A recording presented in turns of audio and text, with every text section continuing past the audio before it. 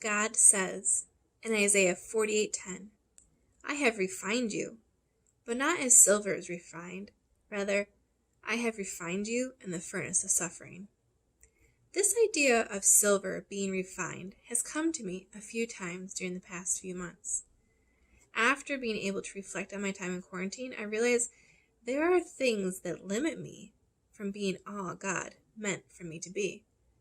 I am so grateful that God can use the trials in our lives to eliminate what's holding us back.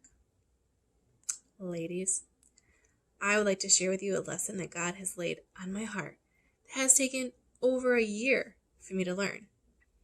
It started last year in April when our family took a 2-week trip to Mexico to visit my husband's family. This happens for us about once every 3 years. Since I do not speak Spanish fluently, and we were visiting my husband's family, I was ready to let him take charge of where we would go and when. He really tried to keep everyone happy, especially when we took 15 members of his family to Acapulco, which is a 5 to 8 hour drive from Mexico City. I would watch the girls and stay out of the plan process until it was time to leave. Then I wanted the plan shared with me, and my usual response was, that won't work. We should do this instead. Jump ahead to the Friday after we returned from our trip, and I was filling the role of Toastmaster for my club. I had many things to share about our trip to Mexico, including pictures and stories.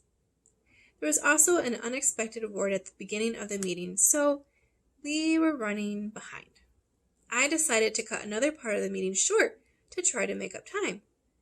After the meeting, the affected person came up to me and asked, rather sternly and accusingly, why there hadn't been more time for them, and I tried to explain about the other parts that went long, but ultimately it was the fact that I talked too much about Mexico.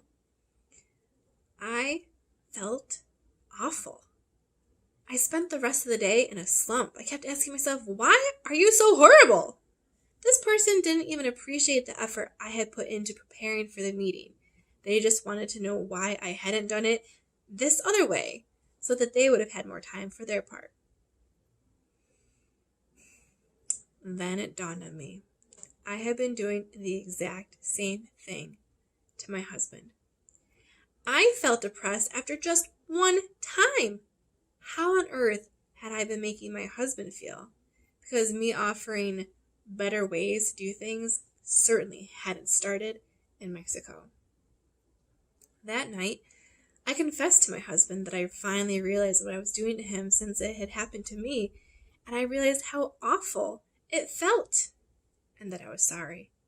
I was determined I was going to change. I did not want to be a negative person in my husband's life, but rather someone positive. Looking back, I'm not sure how long I held onto that thought in the front of my mind, because by this April, I'm here to tell you that I was back to my old ways. This April, we spent 2 weeks together yet again, though under very different circumstances. My husband had been furloughed from his job and our kids were home from school. This would be the perfect opportunity for little house projects to get done. I tried to be realistic, while my husband wanted to be creative. I kept telling him no on projects that would cost money, since of course we did not have the same income at the moment. Then he finally looked at me and said, I have an idea for what I could do, but I don't even want to bring it up since you will just shoot it down. Can I just tell you, when he said those words to me, it was like a stab to my heart. Here was my husband, the man who supported all of my wild and crazy ideas, and I had just about killed his passion. My mind flashed back to the moment last year when I had first realized the pain and hurt my words can cause, and I knew that it was finally time to put that part of me out of the picture. I didn't feel good in the moment. Things got worse before they got better, but I did come out better, and more importantly, our marriage is stronger on this side of it. I am convinced that without this additional time together during a pandemic, that I wouldn't have realized this about myself. Again, I am sure no one likes times when things get stressful, but sometimes God uses heat in our lives to burn off the stuff that's tying us down. We just need to trust God through the pain. It's unlikely you'll go through a literal fiery furnace in your life, but you'll go through the furnace of suffering many, many times. God promises to refine you with that fire. It's like silver and gold. When it's heated up, all the impurities are burned off. Then you're left with 100% gold or silver. If you ask a silversmith how to know when silver is pure, he'll tell you it happens when you can see your reflection while looking into the cauldron.